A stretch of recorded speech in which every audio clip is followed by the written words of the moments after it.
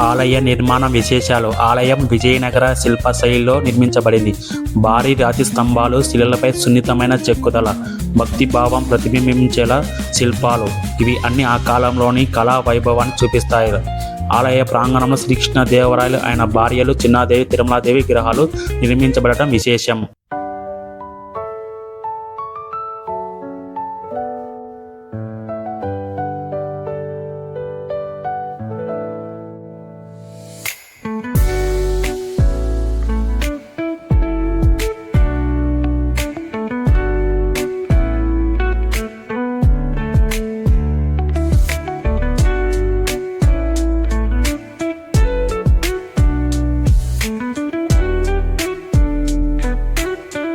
Hi friends, welcome back to me village travel Ram. ఈరోజు నేను మీకు చూపించబోయేది ఒక ప్రముఖమైన హిందూ దేవాలయం. ఈ దేవాలయానికి దాదాపుగా 500 సంవత్సరాల చరిత్ర కలిగి ఉంది. ఈ టెంపుల్ విశిష్టత, వాటి గురించి ఈరోజు మనం చాలా వివరంగా తెలుసుకోబోతున్నాం. మరియు ఈ వీడియో చాలా ఇంట్రెస్టింగ్గా ఉండబోతుంది. మీరు ఎక్కడ ఈ వీడియో స్కిప్ చేయకుండా ఈ వీడియో గురించి తెలుసుకోవాలని, చూడాలని కోరుతున్నాను. అండ్ ఈ వీడియో ఈ గుడి అనేసి దాదాపుగా 750 అడుగుల ఎత్తులో ఒక కొండ ప్రాంతం పైన ఈ టెంపుల్ను నిర్మించారు. ఆ టెంపుల్కు ఎందుకు కొండపైన నిర్మించారు అనేది మనం ఈ వీడియోలో తెలుసుకోబోతున్నాం ఫ్రెండ్స్. మరెందుకు ఆలస్యం, వెళ్దాం పదండి.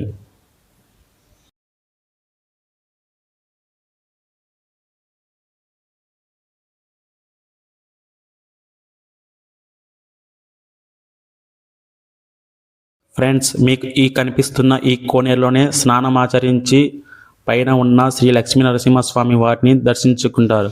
ఇది పురాణ కాలం నుంచి వస్తున్న ఆచారం. మీకు కనిపిస్తున్నదే శ్రీ రామ్కో ఇండస్ట్రీస్ వారి సిమెంట్ ఫ్యాక్టరీ. వాళ్ళే ఈ టెంపుల్ని మొత్తం రీమోడలింగ్, రీస్ట్రక్చర్తో ఒక నూతనంగా తయారు చేశారు. ఇది రీసెంట్గానే ఓపెన్ చేశారనమాట. ఇప్పుడు మనం చూస్తున్నది మొత్తం వారు నిర్మించి రీమోడిఫికేషన్ చేసిందే. మనము పూర్వకాలంలో ఉన్న టెంపుల్కు ఇప్పుడున్న టెంపుల్కు చాలా భేదం కనిపిస్తుంది. ఎందుకంటే పూర్వకాలంలో వారు కట్టడాలు అనేటివి చాలా రాతి కట్టడాలు మాత్రమే ఉంటాయి. వారు కట్టడం అనేది చాలా ఇంట్రెస్ట్గానే ఉంటుంది. ఎందుకంటే ఇప్పుడున్న జనరేషన్లో, ఇప్పుడున్న కాలంలో మెషిన్స్తో మనం వర్క్ చేస్తున్నాం. కానీ వారు కట్టేవారు అప్పుడు ఎలా కడుతున్నారంటే, అందరూ ఒక మనిషి అనేది ప్రతి ఒక్కరూ వచ్చి అక్కడ టెంపుల్ని కట్టడానికి పూనుకునేవారు. రాతికి చూడండి ఫ్రెండ్స్, మనం చూస్తున్నాం ఈ స్ట్రక్చర్. ఈ మెట్లపైన నడుచుకుంటూ పైకి వెళ్తున్నాం. ఇది మొత్తం రీస్ట్రక్చర్. ఇక్కడ అసలు ఈ ప్లేస్ అనేది లేదని అనుకోండి. ఫస్ట్ ఈ విధంగా మెట్లు అనేవి లేవు. స్టార్టింగ్లో మేమున్న కాలంలో చూస్తే స్ట్రైట్గా ఉన్నాయి. సో ఏదేమైతేనే మనం ఈరోజు ఈ టెంపుల్ గురించి చాలా వివరంగా తెలుసుకోబోతున్నాం. ఇంకా వెళ్దాం పదండి. ఫ్రెండ్స్, మనం అనుకుంటాం కదా, మన హిందూ దేవాలయాలకే ఒక విశిష్టత, ప్రాముఖ్యత ఎందుకు ఉంటుందని. అవును, మన భారతదేశమే హిందూ దేవాలయాలకు ఒక నిలయం. అలాంటిది మన దేశంలోనే మన దేవాలయాలకు ఎవరో వచ్చి చేయాల్సి వస్తుంది. కానీ మన ప్రభుత్వాలు మటుకు ఏం పట్టించుకోవు. ఒక రామ్కో ఇండస్ట్రీస్, ఒక ప్రైవేట్ కంపెనీస్ వచ్చి మాత్రమే డెవలప్మెంట్ చేయాలా, మన కంపెనీస్ వాళ్ళు మాత్రమే చేయాలా, మన గవర్నమెంట్ ఎందుకు ఉన్నది అనేది అనిపిస్తుంది. కానీ ఏమైతే చూడండి, ఇక్కడ మొత్తం చూస్తే ఇదేనండి మన కొలిమిగుల గ్రామం. ఈ మండలానికి దూరముగా ఉన్న ఒక కొండపైన ఈ స్వామివారిని కట్టించారు. ఈ స్వామివారి గారి చరిత్ర మనం ఈరోజు చాలా వివరంగా తెలుసుకోబోతున్నాం. వారి రీమోడిఫికేషన్ వచ్చేసి ఆయన శ్రీ లక్ష్మీ నరసింహస్వామి దేవస్థానం, శ్రీ పిఆర్ వెంకటరామరాజు, అదే మనం ఏదైతే మాట్లాడుకున్నామో రామ్కో ఇండస్ట్రీస్ వారే రీమోడిఫికేషన్ చేసి ఇక్కడ వారి శిలాఫలకాలు ఏర్పాటు చేశారు. యాక్చువల్గా అయితే ఎన్విరాన్మెంట్ డిపార్ట్మెంట్ కింద ఈ టెంపుల్ ఉండేది. కానీ ఎప్పుడైతే రామ్కో వారు తీసుకొని వీళ్ళు రీమోడలింగ్ చేసేసరికి అక్కడ ఉన్న ఎన్విరాన్మెంట్ డిపార్ట్మెంట్ బోర్డు అనేది వాళ్ళు రిమూవ్ చేశారనమాట. ఈ టెంపుల్కు ఉన్న మెయిన్ గోపురం ఇదే అండి ఫ్రెండ్స్. మనం ఈరోజు చూస్తున్నాం కదా, ఈ కొండపై నుంచి చాలా పవిత్రమైన, అంటే దాదాపుగా ఈ కొండకు గల పవిత్రమైన స్థలం ఏంటంటే, పూర్వకాలంలో దాదాపుగా ఒక 600-700 సంవత్సరాల చరిత్ర మట్టుకే మనం చెప్పబోతున్నాం. కానీ ఒక 2000 సంవత్సరాల క్రితం అయితే ఈ దేవాలయం ఉన్న ప్రాంతంలో అసలుకు ఆ శ్రీ లక్ష్మీనరసింహస్వామి అనే అతను ఒక కొండ పైన ఒక చిన్న గుహలో, ఒక కొండలో మాత్రమే శ్రీ లక్ష్మీనరసింహ స్వయముగా ఒక రాతి రూపంలో వెలిచారన్నమాట. అది బయటికి రావడానికి కొన్ని 100 సంవత్సరాలు అయితే పట్టింది. మనం ఇక్కడ చూస్తున్నాం చూడండి ఫ్రెండ్స్, ఇక్కడ యాగశాల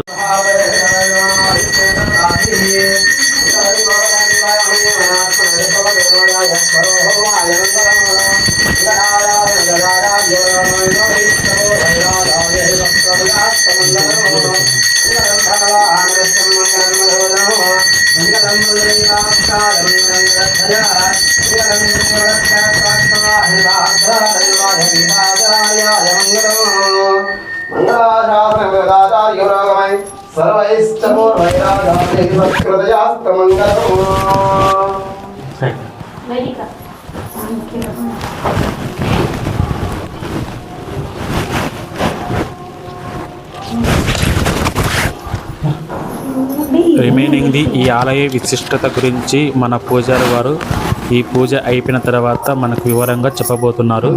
చూడండి ఫ్రెండ్స్.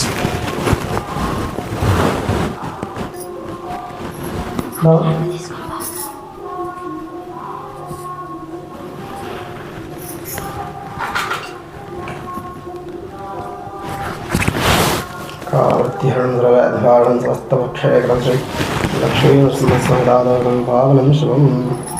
కాలవృత్తిహరణం ద్రవ్యాధారణం స్వస్థపక్షేకరం శ్రీ లక్ష్మీనరసింహస్వామిదాదోగం పావనం శుభం. కాలవృత్తిహరణం ద్రవ్యాధారణం స్వస్థపక్షేకరం శ్రీ లక్ష్మీనరసింహస్వామిదాదోగం పావనం శుభం.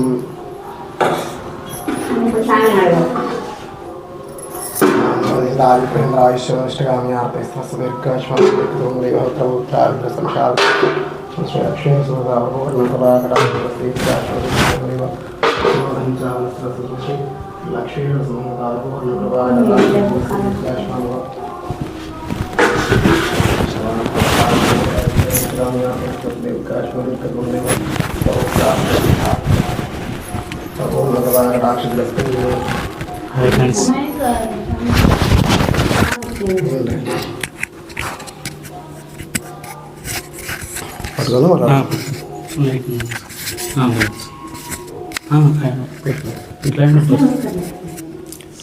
స్వామి, ఈ ఆలయ విశిష్ట గురించి మా వ్యూవర్స్ కోసం కొద్దిగా మాట్లాడండి సార్.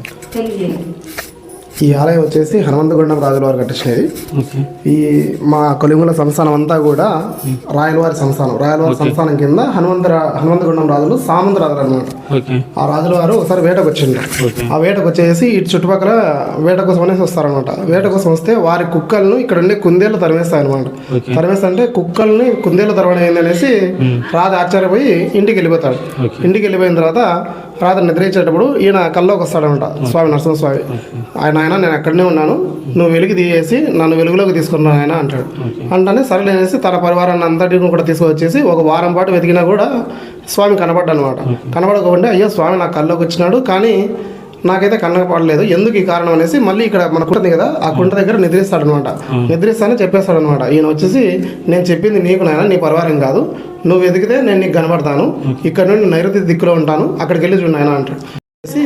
ఈయనకు గుడి కట్టించేస్తాడు. మామూలుగా అయితే రాయలవారి గుడి కట్టించినాడు అనేసి ఎక్కడైనా సరే శాసనాలు మాత్రమే ఉంటాయి, కానీ మన గుడిలో మాత్రము రాయలవారి విగ్రహాలతో సహా ఉంటాయి అనమాట. రాయలవారి భార్యలు చిన్నమ్మదేవి తిరుమలమ్మ ఇద్దరు కూడా సార పట్టుకొని వస్తూ ఉంటారు అనమాట. ఇక్కడ ఇంకోటి ఏంటంటే, ఈ యొక్క నరసింహస్వామిని మీరు చూసినారంటే కదా, ఎక్కడైనా సరే మీరు వైష్ణవాలయంలో నవగ్రహాలు చాలా తక్కువగా ఉంటాయి అనమాట. కానీ ఇక్కడ వచ్చేసి నవగ్రహాలు పైన ఉన్నాయి. మళ్ళీ వచ్చేసి కింద వచ్చేసి 12 రాశులు కూడా ఉన్నాయన్నమాట. మీరు ఈ యొక్క ఒక్క గుడికి వస్తేనే నవగ్రహాలకు తిరగచ్చు, 12 రాశులకు కూడా తిరగచ్చు. ఇంకోటి ఏంటంటే, గుడి గర్భగుడి బయట పక్కకు వచ్చేసి అష్టదిక్పాలకులు ఉన్నారనమాట. ఏ దిక్కుకు ఎవరు అనేసి, అగ్నేయానికి వచ్చేసి అగ్నిదేవుడు, దక్షిణానికి యమధర్మరాజు, నైరుతికి వచ్చేసి నిరుతి, పశ్చిమానికి వచ్చేసి వరుణదేవుడు, వాయువ్యానికి వచ్చేసి వాయుదేవుడు, ఉత్తరానికి వచ్చేసి కుబేరుడు, ఈశాన్యానికి వచ్చేసి ఈశ్వరుడు అనమాట. ఇలా ఒక్కొక్క దిక్కుకు ఒక్కొక్కడు ఉన్నారనమాట. ఇంకోటి ఏంటంటే, దక్షిణ వైపుకి వచ్చేసి రాముల వారి పట్టాభిషేకం ఉంటుంది. వెనుక వైపుగా యోగ నరసింహస్వామి ఉంటాడు. ఓకే ఉత్తర దిక్కుకు వచ్చేసి చెంచులక్ష్మి సహిత లక్ష్మీ నరసింహస్వామి ఉంటాడు. ఓకే తర్వాత వచ్చేసి ఉత్తర దిక్కునే మీకు వామనుడు కూడా ఉంటాడు. బలిచక్రవర్తిని తొక్కుతా ఉన్న వామనుడు ఉంటాడు. ఇంకోటి వచ్చేసి మన గుడి చుట్టుపక్కల వచ్చేసి ఇక్కడ ఈ తూర్పు వైపు వచ్చేసి విష్ణువు ఉంటాడు. వచ్చేసి ఆగ్నేయానికి వచ్చేసి ఆయన విశ్వక్సేనుడు ఉంటాడు. అటువైపు వచ్చేసి లక్ష్మీ నారాయణ స్వామి కూర్చో ఉంటాడు అన్నమాట. మరి ఇటు పక్కకు వచ్చినారంటే కాళీయమర్దనుడు అంటే కృష్ణుడు పామును తొక్కుతా ఉంటాడు అన్నమాట. అక్కడ ఉంటాడు. అటువైపు వెళ్తేనే గోవర్ధనగిరి నెత్తిన కృష్ణుడు ఉంటాడు. మనం ఈ యొక్క గుడిని చూసినామంటే ఇంతమంది తిరిగిన ఫలితం వస్తుంది. ఇంకొకటి వచ్చేసి ఈయన వచ్చేసి బాలకృష్ణుడు, వెన్నముద్దను పట్టుకున్న బాలకృష్ణుడు అనమాట. బాలకృష్ణుడు అయ్యా ఇవి వాళ్ళంటే వీరు వచ్చేసి ఆల్వార్లు అనమాట. వైష్ణవాన్ని వ్యాప్తి చెందిన వారు, వ్యాప్తి ప్రచురణలోకి తీసుకొచ్చిన వారు అనమాట.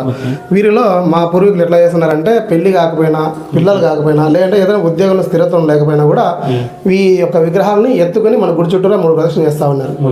వాళ్ళు తిరిగితే ఖచ్చితంగా కూడా ఎటువంటి పరిస్థితుల్లో వాళ్ళ కోరికలు అనేవి నెరవేరలేదు మాట అయితే లేదు. ఖచ్చితంగా 100% నెరవేరుతుంది అనమాట. ఇంకోటి వచ్చేసి ఈయన రంగనాథ స్వామి, రంగనాయకుల స్వామి వచ్చేసి మా యొక్క గుడికి దాదాపు పూర్వకాలం చాలా 100 ఎకరాలు ఉన్నాయి. అన్ని దాదాపు ఆయకట్లు అమ్ముకోవడం ఇలాంటివి జరిగిపోయినాయి. ఇప్పుడు 111 ఎకరాలు ఉన్నాయి. ఇప్పుడు ప్రస్తుతానికి అయితే ఎండోమెంట్ డిపార్ట్మెంట్లో ఉంది. వైశాఖ మాసం పౌర్ణమి ముందు రోజు కళ్యాణం జరుగుతుంది. 6 నుండి 11 రోజుల పాటు స్వామివారి వాహనాలు ఊరేగుతాయి అనమాట. ఊర్లో వాళ్ళు చాలా వైభవంగా జరుగుతాయి. అయ్యా ఇప్పుడు ఈ గుడి వచ్చేసి మనం ప్రాముఖ్యత ఏంటి, ఎన్నో సంవత్సరంలో మన ఈ గుడి కట్టారా? ఇది వచ్చేసి దాదాపు 600 సంవత్సరాలు రాయల వారి కాలం. ఓకే మనకు లక్ష్మీనరసింహ స్వామి స్వయంగా వెలిచిన అతనేనా ఆయన? ఆ మూలమూర్తి మాత్రం ఎటువంటి పరిస్థితుల్లో కదిలేదు. మొన్న రామ్ గారు దాదాపు 7.5 కోట్లు పెట్టి ఖర్చు పెట్టేసి దీన్ని డెవలప్ చేసినారు. ఇంకా కూడా దాన్ని అభివృద్ధి చేస్తా ఉంటున్నారు. ముందు ఇంకా ఏమైనా జరుగుతుందో చూడాలి. ఈ యొక్క స్వామికి దాదాపు అన్ని రాష్ట్రాల నుండి కూడా భక్తులు ఉన్నారు. దాదాపు మన తమిళనాడు కానీ, కర్ణాటక కానీ, ఈవెన్ మహారాష్ట్ర నుండి కూడా ఈయన కోసం వస్తారన్నమాట. Okay friends.